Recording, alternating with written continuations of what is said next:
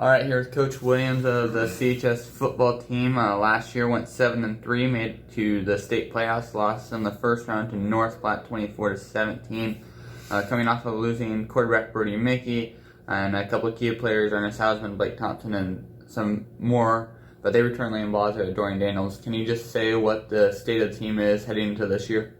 Yeah, we certainly did lose some key pieces to the success that we had on last year's 7-3 team.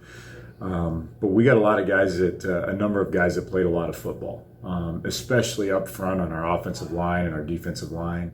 We're not going to be as big at wide receiver, but we're going to be fast. We got a lot of speed out there, so we got to find a way to utilize that speed.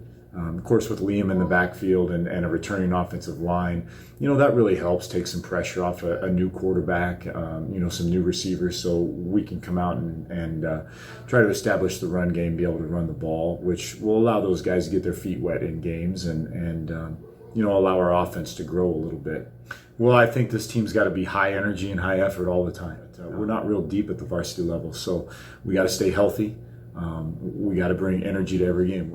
You mentioned the lack of depth. Is that where having that week 0 game and the bye week on the last week of September really helps this team this year? Yeah, it certainly especially falls at a good place for us. About halfway through the season, you get past that first halfway point and you get a break to kind of get into a stretch run, last 3 games, and then hopefully into the playoffs. But the bottom line is you have to play well in the first 5 weeks to put yourself in position to make that run. So these first 5 weeks are really important to us. The first 2 weeks are really important to us.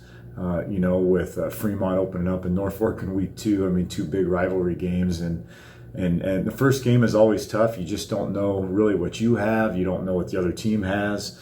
But then to escalate that a little bit further and play for the F&C Cup and play a team like Fremont that's a big-time rival of Columbus and one of the oldest rivalries in the state, it's just something that,